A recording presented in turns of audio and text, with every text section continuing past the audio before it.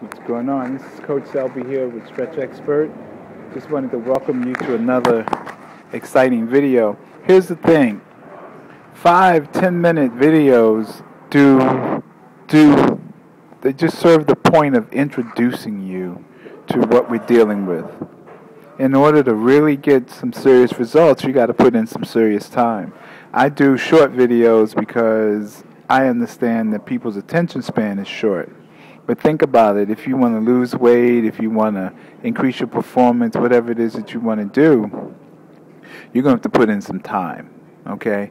And when I work with people individually, we put in some time. It's no shortcuts. There are no shortcuts. You can take pills, you can do diets, and you can go through all that stuff, but eventually you're still going to have to come back to doing the work, okay?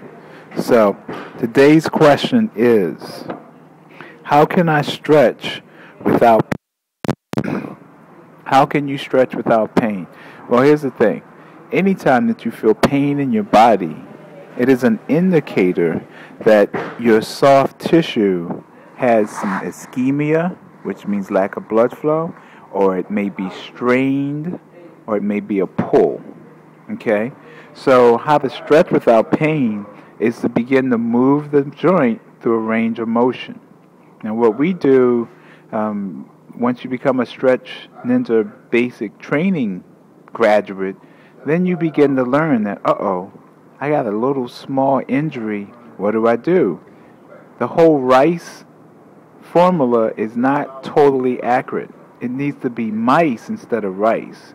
You need gentle movements, ice, compression, elevation, gentle movements, ice, compression, elevation, okay? And then eventually you begin to pump in good fresh blood to the area that's in pain and pumping out the lactic acid. The body tends to create a cast around whatever area is injured. So it's just a natural way that the body is designed to protect itself. So what you need to do in order to avoid pain when stretching is not to hold a stretch over 1.5 to 2 seconds. And you need to move the joint gently through a range of motion. Okay? Now, here's what's going on in the brain. The brain is storing that memory of pain.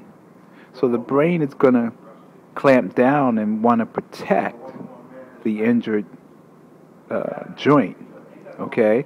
So the person that has the injured joint has to be conscious and aware to be able to move that joint through a range of motion gently in order to increase the blood flow. Okay? So pain is an indicator that the soft tissue is off. What you need to do is gently move that pained area of soft tissue through a range of motion. Now, if it's broken, you got to go to a doctor and get it set. Okay? Now, a couple months ago, I had a serious blowout in my low back. I was being foolish in the gym. And so I immediately had to go and do tons of pineapple and papaya and enzymes and rest and stretch and ice, and had to elevate my back in order to get me back in shape. And it took actually almost about 4 or 5 days before I could really begin to see some progress. I was in serious pain.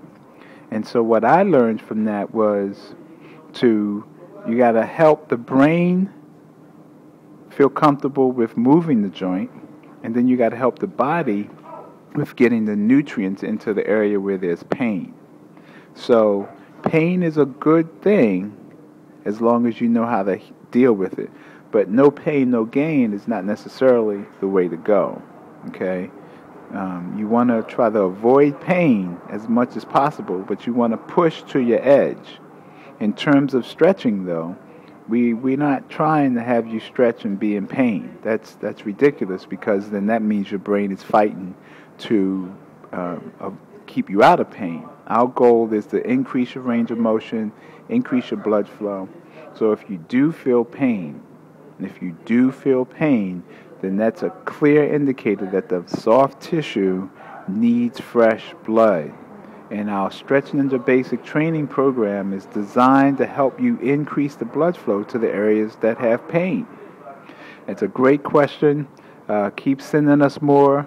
Like this video, share this video. If you have any more questions, let us know. We're rocking and rolling. Hope to see you inside Stretch Club. This is Coach Selby. Talk to you soon.